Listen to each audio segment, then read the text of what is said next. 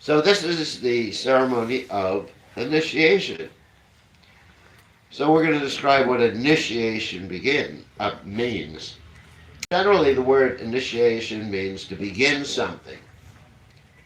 And of course, the devotees who are participating in this ceremony have begun their Krishna consciousness before this day, obviously, or else they wouldn't be getting initiated, because the requirements for initiation are 16 rounds, 4 regular principles for a period of time, studying the ISKCON disciple course, and being good devotees in many different ways.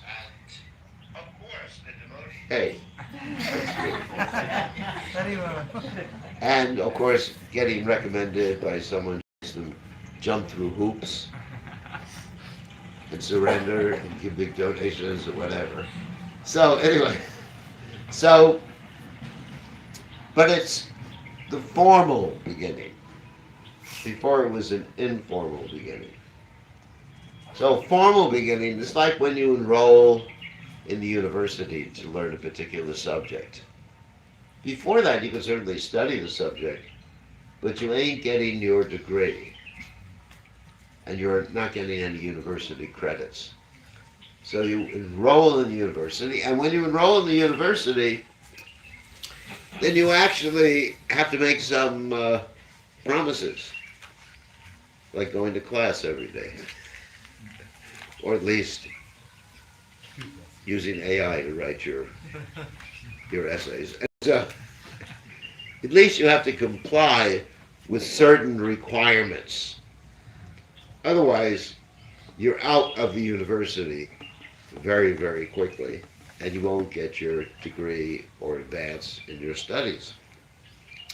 So that's the formal acceptance or enrollment in a university. So this is like the full acceptance and enrollment in Krishna consciousness. And it involves making promises, just like in the university, you're making promises to either attend a class or do your subject matters or write your essays or whatever, and of course pay. University is kind of expensive. So there's certain promises. And we're not going to talk so much about the promises right now, but there's a reason for making promises. And even going to the university, there's austerities too. Austerities means doing things that you wouldn't ordinarily do or want to do because of your attachment to playing or enjoying this material world, to accomplish a higher purpose.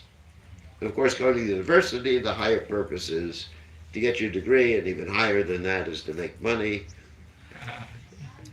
and even higher than that is enjoy life, sense gratification, and even higher than that is mukti. Anyway, so just like you have these purusharthas, dharma, artha, kama, and moksha. So in the material world, that's the process you follow. You do your dharma, that's the austerities. Then you get your money, artha. Then you get your kama, sense gratification. You finally get fried out with it, and you want your moksha.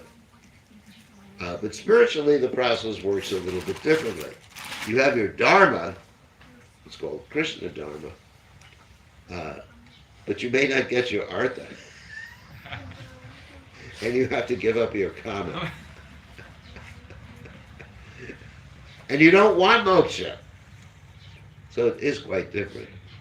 Actually, the great devotees like Prabhupada Saraswati said, Kaivalya Narakayate, that he considers moksha, personal liberation, to be hell. So a devotee, what does a devotee want? None of those things. Not artha, kama, or moksha. The devotee simply wants prema, as described in the Bhagavatam, Savai Pumsam Paro Dara Yato Bhakti Oksajay. Ahaitaki Apretiyata Yayatma Supersedate. that the only thing that will actually satisfy the Atma, or the self, is unalloyed devotional service. Ahoitaki apretiyata. Ahoitaki means loving someone, in this case it's Krishna, without any cause. Not what Krishna does for us, but what we can do for Krishna. And apretiyata means continuing to serve Krishna under any and all conditions. Undeterred, unmotivated devotional service. So this is the only thing that satisfies oneself. As long as one is thinking of oneself as the center, one's satisfaction, or even spiritual satisfaction, you will never be happy. Again, 529, the Gita, Bhoktaram, Jagatapasam, Sarva Loka Maheshwaram, Suridam Sarvabhutanam Gyatva, Mam Shanti, Richati. That Prabhupada called this particular verse the peace formula. One has to understand, you're meant for Krishna's enjoyment. Krishna is the enjoyer. You're Prakriti. Krishna is Purusha. Like we know, ontologically, there's only one male in Vrindavan Braj. That's Krishna. Yes. That doesn't mean the rest of us are gopis, but anyway, you got to be careful about that statement. There's only one male in Braj, and that's Krishna. Ekali Shra Krishna Vasartha. And the rest of us are Prakriti, or ontologically females. That doesn't mean body females. Ontologically. So, and we're just meant to think of Krishna's pleasure. 24 hours a day. What would please Govinda? So, Bhaktaram Jagatapasam. So Krishna is the enjoyer of all sacrifices, all austerities, Jagatapasam. Sarva Loka Maheshwaram. He's the Lord of all the worlds. He's everywhere. Suridam. But he is your well-wisher. He's not like the master that you serve who is ungrateful. Because Krishna awards you with the best gift. Oh. No Bollywood music here. Krishna awards you with the best gift, which is Krishna Prema. Yayatma Suprasidata, in which you'll be happy. Unlimitedly happy. Kevalananda Kanda. There's only bliss in Krishna consciousness. So, Sarva Lokamaneshwara, Suridam Sarva Bhuta. That means he's not only your well-wisher, but he's in your heart, Surit, good heart. And he's like that with every living entity. And only in this way can you actually be peaceful or happy, because without being peaceful you can't be happy. Get Mam Shanti, Richati. So, that's the goal. And so we need to fix that goal in our minds, in our heart, that I want to be a pure devotee of Krishna. I want to achieve that status. So that is also described in the second chapter of Bhagavad Gita. Yavasayatmaka buddhiya, ekeha kurunandana. Those who are actually on this path, they're one-pointed in their determination. That's called the intelligence platform. What does that mean practically? It means practically, according to Chaitanya Mahaprabhu and Krishna's Kaviraj Goswami, the 6 principles listed of Shangati. And those 6 principles are as follows. 1, to accept everything favorable for serving Krishna. If something can be utilized Of course, that's called Yukta Vairagya, which Prabhupada did. He accepted so many things that other people would never accept. His godbrothers sometimes would criticize him for living with the Malachas. This morning, we're talking about one Malacha that I visited 20 times before he agreed to become a vegetarian. Anyway.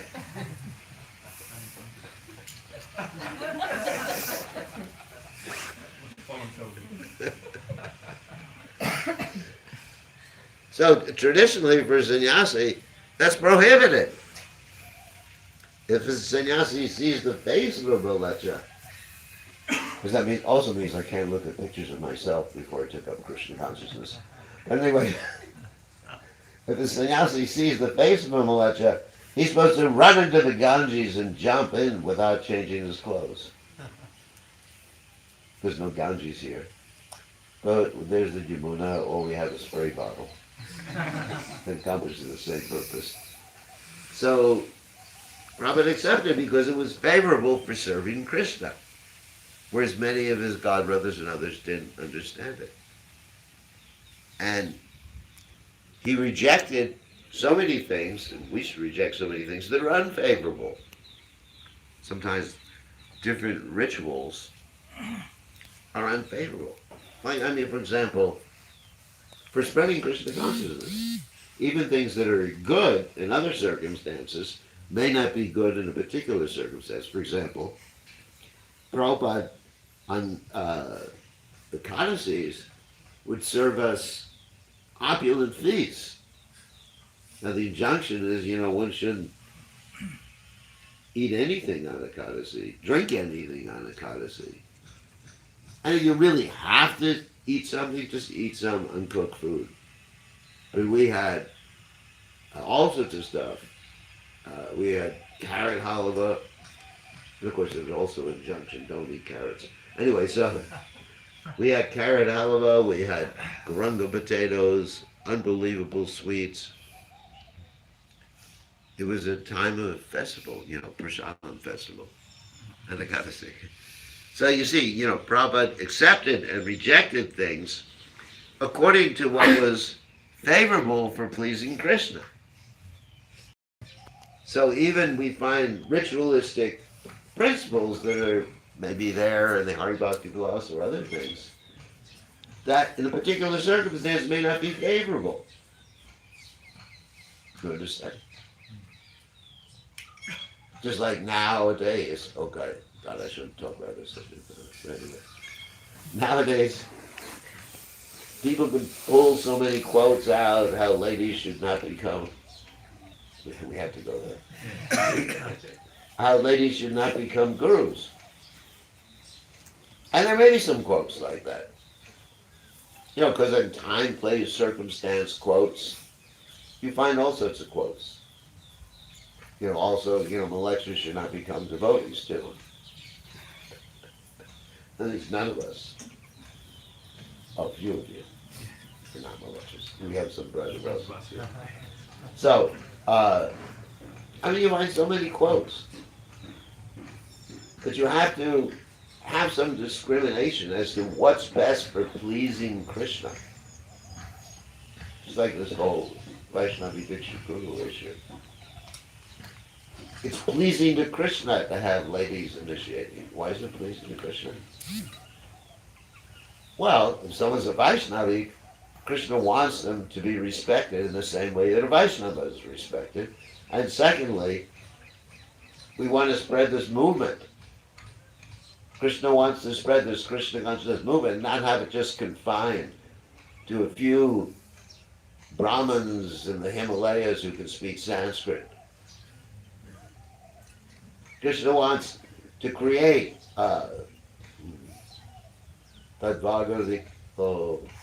he wants to create a revolution. Yasmin Pratishloko Bhaktavachati Namananantashi Yashola Nikataniya Shrinbandikaya Grinati. He wants to create a revolution in the lives of impious civilization. Revolution means you take over the world. That was Prabhupada's vision. That was the vision of Srila Bhakti Siddhanta Saraswati Thakur. Not just a few brahmanas, just like meditating on Krishna, or a few Babajis meditating on Krishna. But Prabhupada wanted to change the face of the whole world. That's his mission. And that pleases Krishna. That pleases Krishna. If we could participate in some great movement to change the face of the world. So therefore, one has to accept what's favorable and reject what's unfavorable. Injunctions may be unfavorable in certain circumstances. Bhakti-Siddhanta Saraswati Thakur, he was expert at that. Even his own disciples criticized him sometimes. He had rolled, these Indian cigarette biddies for the workers in the temple. And his disciples would sometimes come to him and say, Guru Maharaj, how can you do this? And he replied, I've been waiting millions of births to do this. To spread Krishna consciousness in such a way. Because he wanted the Britishers to take up Krishna consciousness. Even he said to his disciples who were preaching in Europe, and the disciples said, they can't give up eating meat. He said, give them meat, but let them chant Hare Krishna. And eventually they stopped eating meat, obviously. I mean, it's a contradiction. One can't be eating meat and chanting Hare Krishna after some time. At least, chanting Hare Krishna under the direction or having heard it in disciplic succession. I mean, we do find people who chant Hare Krishna who have not heard the holy name in disciplic succession. It's important to hear the holy name from the lips of a pure devotee. Then it has effect. Otherwise, according to Bhaktivinoda Thakur, it's just the movement of the lips and the tongue, which is not going to be effective. So we, in the Krishna conscious movement, have the benefit of actually hearing the holy name from His Divine Grace, A.C. Bhaktivedanta Swami Srila Prabhupada. And because I heard that name from Prabhupada, I'm here today. Because I turned on the radio one day. You don't know what radio is? Yes, Yeah? You still have radios? Anyway, I turned on the radios one day, hoping to hear some sense-gratifying song by the Beatles. Anyway, and there was Prabhupada chanting. And when I heard Prabhupada chanting, that changed my whole life. So if someone hears the name from someone in disciplic succession, someone authorized, especially a pure devotee like Prabhupada, then they will give up eating meat. That was Srila Bhakti-Siddhanta Saraswati Thakur's intention. But he was disappointed with his disciples because they didn't really fully imbibe that intention of Srila Bhakti-Siddhanta Saraswati Thakur. And he called them back to India. Interestingly enough, this is a little controversial. He didn't speak to the main disciple who was preaching in Europe again. Not one time again. Because he wasn't happy. Wasn't happy. Whereas His Divine Grace A.C. Bhaktivedanta Swami Srila Prabhupada, our founder Acharya, understood the intention, Manovishtam, of Srila Bhakti-Siddhanta Saraswati Thakur, and he was successful. Accepting what's favorable, rejecting what's unfavorable. So that's the clue, the secret of success. And how do we know what's favorable and what's not favorable? Not by researching all the Vedic literatures. In the Mahabharata it says, Tarko Pratishta Shrutina Vivina. The Vedic literatures are so variegated, isn't it? That you can find a different shloka for different folk. You understand? You can find shlokas that justify you eating meat. Okay? You like bakri? We talked about this morning. Anybody here like Buckward? Christian Chandra. So, then you can find shlokas. You worship the goddess Kali once a month, the full moon night. 2 weeks from now.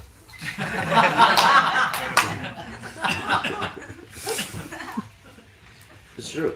Gorpaniga. So, you worship the goddess Kali, the full moon night, and you Mamsa Kadati, you whisper in her ear, whisper to the fire or whatever. And you say, in the next life, you will eat meat to remember. Not to intoxicate. But, yeah, you find that injunction. Go ahead, Sanskrit experts. Do it. It's bona fide. It is. I'm not saying it's not bona fide. It is perfectly bona fide. Not for you. But Trigunya Vishya Veda and these Trigunya Pavarjana. Nirdwan Vo Nitrasatvasto, Niryogish Shema Navan. The Vedas mainly deal with the three modes of material nature. For people at different levels. Like Krishna in the 12th chapter of the Gita, he says, always think of me, you can't do that. Follow the rules and regulations of Bhakti Yoga, you can't do that. Offer the results of your activities to me. That doesn't mean that those who are initiated just go back, oh, I'm just offering the results of my activities. I'm just being detached. Just like you hear sometimes people say, I'm doing my karma yoga. And they think karma yoga means doing your karma. They leave out the conception of yoga connecting to Krishna. Anyway, so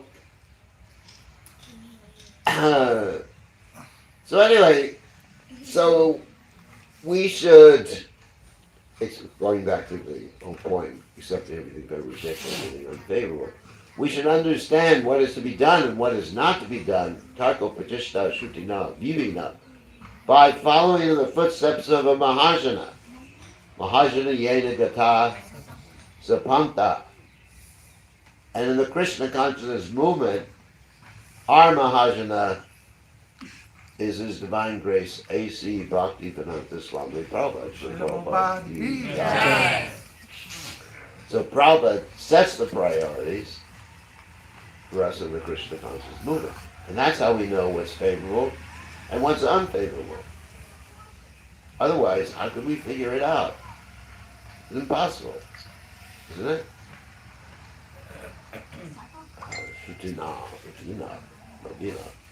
So, anyway, accepting favorable, rejecting what's unfavorable, and then also being convinced that Krishna is going to take care of you.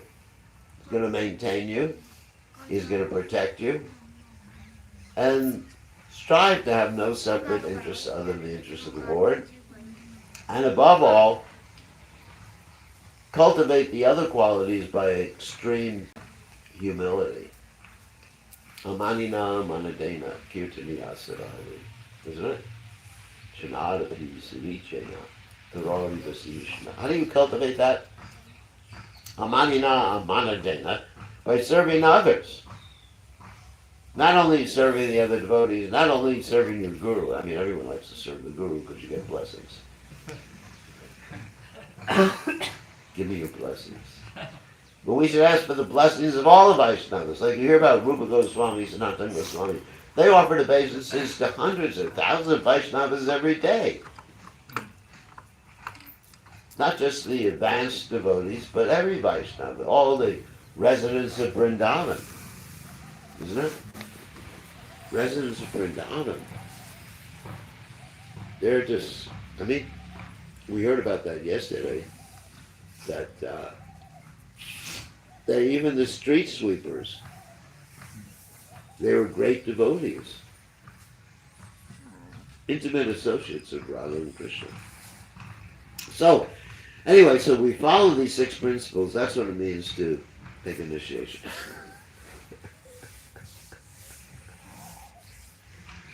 So again, following Prabhupada's instructions, as far as the practical details are concerned, chanting 16 rounds of Japamala every day, avoiding the offenses on chanting, or trying your best to avoid the offenses on chanting, which Prabhupada always listed at the time of initiation. First offense is blaspheming the devotees of the Lord who have dedicated their lives to propagating the holy name of the Lord, or propagating Krishna consciousness. Second offense, that's the mad elephant offense. Second offense is to consider the demigods, or the names of the demigods, to be equal to or independent of the holy name of Lord Krishna. Third offense is to disobey the order of the spiritual master. And here we're talking about Srila Prabhupada's order. In ISKCON, the gurus have as their duty simply to convey Srila Prabhupada's direction, not to be independent controllers, to work only for the institution of His Divine Grace A.C. Bhaktivedanta Swami Srila Prabhupada, not to have some independent or their own organization. Actually, if someone leaves ISKCON, then, in other words, they become, I hate to use that word. If they're Prabhupada's followers, they become asara.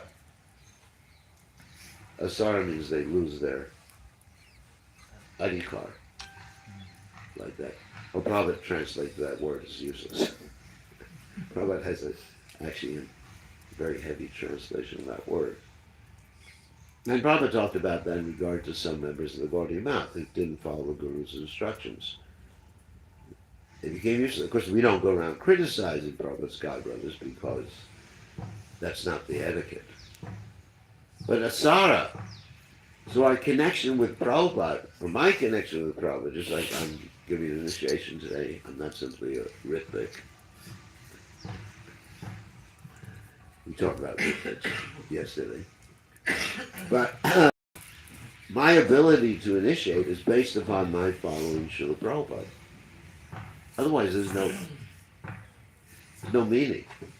Even if I memorized the whole Bhagavad Gita, the whole Bhagavatam, if I wasn't following Prabhupada, it's asara, it's useless. Useless. So the whole point is to actually focus on Prabhupada's mission. And as we mentioned many times before, Prabhupada's mission means he wants devotees to be unified in serving him, not to have different sectarian groups, whether sectarian groups are based upon nationality, gender,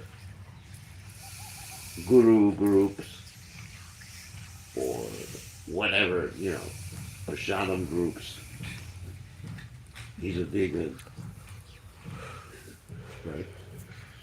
To have one unified movement where we consider everyone in Srila Prabhupada's society to be our brothers and sisters, to be connected in that way. And that will please Prabhupada, if we act and think in that way. Very, very important point. So that's what it means to follow, to not disobey the orders of the spiritual master.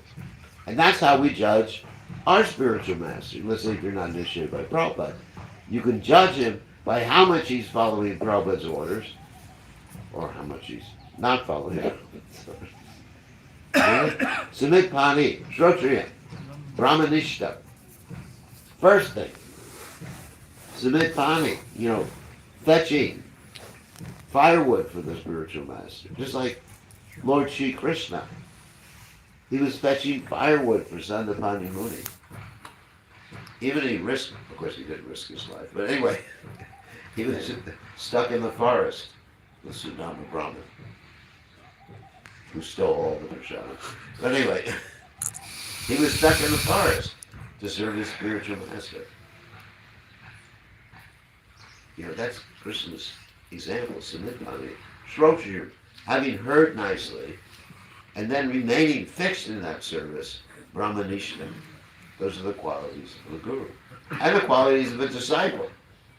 The same qualities that are applicable for a guru are applicable for a disciple to make a disciple Krishna conscious.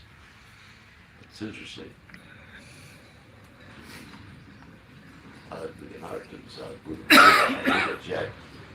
And one must accept a guru like this. One must act like that. But Diksha, it means it's imperative. So, getting to the point of the offenses. I don't want to go all day with it. So, the next offense is the blasphemy of the Vedic literatures. So we don't have to follow every injunction in the Vedic literatures, but we have to follow the injunctions and the priorities that have been taught to us by Srila Prabhupada.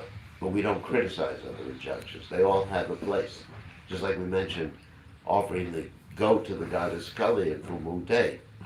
It's good. Not for us. But it's good. Not a bad thing. Because it helps people in a lower status. At least they're recognizing what they're doing is bad. Because when you do that, and you're also recognizing a higher authority, when you do that, you hear, I'm going to be eaten by you in the next life. And after a while, it strikes you. Maybe I should stop this. Not a good idea. Go to chant Hare Krishna. So, anyway, so that's really important. And so the next offense is to give some interpretation of the holy name. You come up with some mundane offense interpretation. Next offense is to think the glories of the holy name are imaginary. They're not imaginary. Purna Shiranichi Mukto Vinatvam Namanamino Namachintamani Krishna's Chaitanya Rasa Vigraha. Krishna is there in his holy name. When you chant, Krishna is literally dancing on the tip of your tongue. So, anyway, and the next offense is commit sins on the strength of chanting. What is a sin? Yeah, you got the four regulated principles you're supposed to follow. No meat, fish, red, no intoxication, no illicit sex, no gambling, no kava. That's 5. Those of you from Fiji. So, what else? Chocolate's all right. It's not intoxication. Isn't it, Alex? Completely Completely wrong. So, anyway, so once, in other words, don't do anything simple. And the way to avoid that is to avoid contemplating things that are sinful. Because as we know from Bhagavad Gita, when you begin to contemplate it, what is it? Jayato vishapum sam sambhustesh vajayate sangat sanjayate kama kama krota vijayate. You start to get attached to it and eventually thinking, feeling, and willing. So you cut it off in the beginning. If the thought of some sense gratification comes to your mind, let's say you were addicted to buckwheat before. No one's addicted to that. Let's say, what are people addicted to nowadays? Cell phones. Mobile phones, that's not sinful. You can use it for Krishna. You know, people are, let's say they're addicted to intoxication. Whatever you were addicted to before, that's your weak point. So let's say intoxication, you definitely don't want to go into a bar and start preaching to people in a bar. Right? For me, it's not a problem. I preached to people in bars before. My godbrother Jayananda was expert in preaching to people in bars. He would go into bars and get everyone who was drunk to give a donation for Lord Jagannath. But if that's your weak point, don't do it. You know your weak point, so you're not contemplating sense objects. So be careful. And if you find your mind start to dwell on sense objects, just chant Hare Krishna loudly. Hare Krishna, Hare Krishna, Krishna Krishna, Hare Hare, Hare Ram, Ram Ram, Hare Hare. That's the way. You're a young man and you look at a young girl and how pretty. Or a young girl looking at a muscular man. Wow. Start chanting. immediately, Hare Krishna, Hare Hare Krishna, Krishna, Krishna Krishna Krishna, Krishna, Hare Hare Hare. Hare. I remember in the early days of the movement with the brahmacharis, you know, they every time they saw a young brahmachari, they start chanting loudly like that. Because sometimes they just chant Maya, Maya, Maya. But when you chant Maya, Maya, Maya, you get more attached. Isn't it? Because you're contemplating it more. So anyway, so don't commit sinful activities, don't contemplate them, don't think about them. Be very, very careful. Next offense is to consider chanting Hare Krishna to be like a ritual in Vedic literatures, like karma kanja rituals. It's not. It has to be done with one's heart. To think of it as a ritual, that's niyama. And that will take you away from Krishna. You chant with your heart, with your mind, with your words. And if you're not doing that, if you're just chanting to get your rounds done, then you're subject to that particular offense. Oh, it's just the ritual. Things I got to get done before I can get on to with my real business, which is eating prasadam. I made a promise I'd chant at least 16 rounds before lunch. So you can make that promise. There's nothing wrong with it. But you can't chant simply for that purpose. Like Prabhupada one time was chanting on his beach, finished his 16 rounds, and he said, he moved his last counter beat down. He said, now I can do any damn thing. So, in other words, it's not a ritual. And the next offense is to preach the glories of the Lord to those who are faithless. Of course, Kali Yuga got news for you. Everyone's faithless. Practically everyone. I mean, practically, we have to be introspective ourselves and think, how much faith do I have? Because if you had full faith, everything will be revealed to you. Yasha Devi Parabhaktir Yata Devi Tita Kurupta Shaita Katitari Arta Prakashan Mahatmana. One who has full faith in Guru and Krishna, the Vedic literatures, everything's revealed. So if I had full faith, I'd be seeing Krishna playing his flute right now. So who here has seen Krishna playing his flute? Yeah, there it is. Anyway, so, I didn't see a flute. So who here has seen that? So we are all lacking faith. We're all lacking faith. I mean, just practically. Full faith means someone like Prabhupada, who's ready to do anything. That's evidence. Shraddha Shabde, Vishal Sakahe, Sudrina Nishchaya. That means full faith means one is ready to do whatever Krishna wants. To believe means to act. To believe in something and not acting means you're not really believing it. You may believe in its existence, but you don't really believe it's that important. If you believe it's important, you'll do it. If you believe it's important to bring people to Krishna consciousness and do whatever the heck, sorry, let's use another word, to do whatever you need to do that, you'll do it. If you believe pleasing Krishna and Srila Prabhupada is the goal of your life, you'll do it. So anyway, so all of us are a little bereft, or a lot bereft of faith. So preaching to the faithless means preaching to everybody. And so, but really, what does it mean to not preach to the faithless? Because Prabhupada certainly preached to everybody. It means to preach according to time, place, and circumstance. To understand who you're talking to. That's what it means. That before you start speaking to someone, you should understand what they're capable of hearing. Just like in the Bible, Jesus Christ said, there's much I have to tell you, but you can't bear to hear. That's in the Christian Bible. In other words, you don't tell people, for example, if I was to start a class now about from the Govinda Lilamrita, about intimate pastimes of Radha and Krishna, this is completely inappropriate. So in other words, we're preaching basic philosophy here. You're not the body. Chant Hare Krishna, follow the four regulated principles. That's the practical thing. And Buddha did that because he understood. If we have full faith, then you can sit with a small group of devotees and talk about the gopis and talk about what your spiritual body is. Just like I mentioned, there were devotees from Radhakund who came to see me, who tried to tell me what my spiritual body was like. And I said, tell me all about it. I'm just trying to serve Prabhupada. Whatever I am, I am.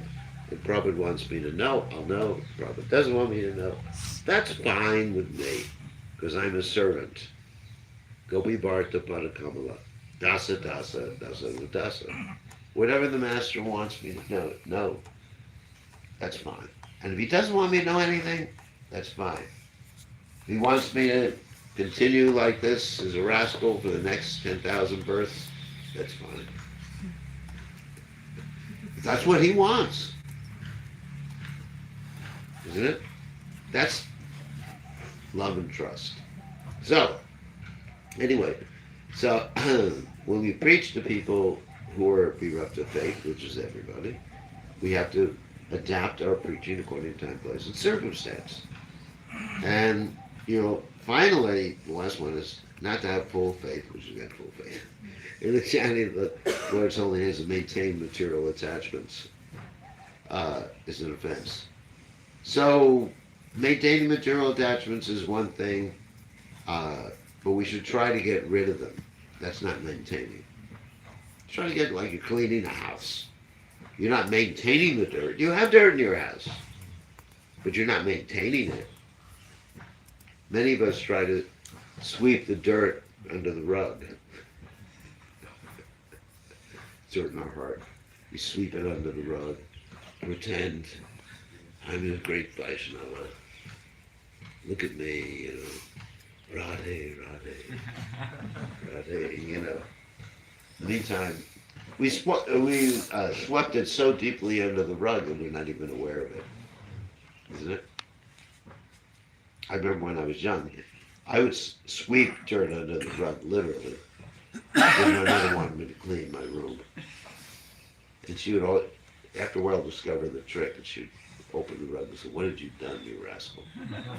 So, anyway, we don't want to maintain material attachment, but gradually, no force, gradually become more and more attached to Krishna. And everything in the material world, all the attachments fade away automatically. You can't get rid of material attachments just by trying to get rid of them. You become more attached to Krishna. And then automatically, you become detached from this Vasudeva Bhagavati Bhakti Yoga Prayojita. Janayati asu vairagyam jnanam chaya ahoitukam. And everything's revealed to you. Isn't it? Tesham satati yuktanam. Vajatam vriddhipurvakam. Adami buddhi yogam yenamam ubhiyantite. This is our process. And also Bhaktivinoda Thakur mentions it's offensive to be inattentive while chanting. So how to be attentive while chanting? Think of our goal. What am I trying to accomplish? What is the reason I'm chanting? What is my sankalpa for chanting? What do I want to get out of it? Do you understand? And in this way we can be attentive. Like a businessman, he's thinking, I'm doing my business to make money. Use my father as an example. He was an expert businessman.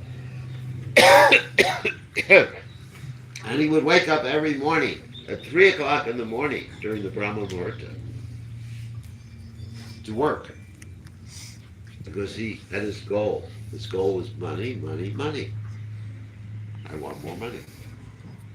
For his family. For his devotee son. Anyway. He didn't know that at that time. But he had that goal.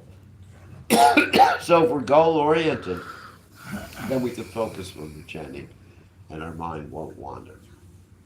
Okay, that's the 10 offenses. And then another thing I always mention at the time of initiation, the devotee should study Lord Chaitanya Mahaprabhu's Shikshashtaka, the 8 prayers. Let me put some cough drops in my mouth. It's vegetarian, even though it says fisherman's friend.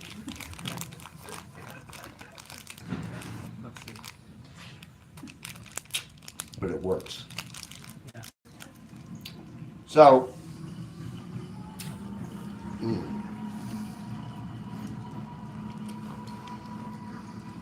me a second. So I always talk about the Shikshashtaka, Lord Chaitanya Mahaprabhu's 8 prayers on chanting the Lord's holy names. So the devotee should study these 8 prayers to come to the perfectional stage of chanting. And these 8 prayers also are connected with different stages in devotional service, beginning with Ado Shraddha Tata Sadhu Sangota Bhajana Kriya, beginning with initial faith, which is the first verse of the Shikshashtaka, and then association with devotees, performing devotional service, and eventually rising through the different stages of devotional service, Narta Nivritti, Nishta, Ruchi, Shakti, Bhava, and ultimately Prema. And again, remember, Prema is our goal. And that is as I began this talk, Prema is the only thing that satisfies the heart, satisfies the soul. So that is where we're aiming. And the devotees are promising to follow their vows today. And I assure you, if you continue following your vows throughout your life, you will actually go back to Godhead. And that was Prabhupada's promise. You will go back to Godhead. Either that means going to the spiritual world or serve Krishna in the next lifetime. That's up to Krishna. Because ultimately, when you're advanced in Krishna consciousness, Rayana Paraksarve, Nakutashina Vivyati, Swarga Apavarga Narakeshu Apavarga. Then you really don't care where Krishna sends you, because you keep serving him everywhere. That verse that I just quoted says, the topmost devotee of Krishna, Narayan, he considers all these places, heaven, hell, back to Godhead, the same. Because wherever he is, he's with Krishna, he's serving Krishna. And serving Prabhupada. And that's perfection. It's just wonderful. You can serve Prabhupada even here, that's perfection. So, anyway, so that's my little talk, or long talk. I don't know how long it took. So now we'll give the names. That's all right with you? We should give the names now. The vows, people take their vows. जो दीक्षा लेंगे इनका नाम दे दे महाराज. That's okay? Yes. Promises and vows. Promises are vows. So, we have 3. Oh, Tulsi is my name. oh yeah, you gotta put the Kantivala. Yes. Kantivala.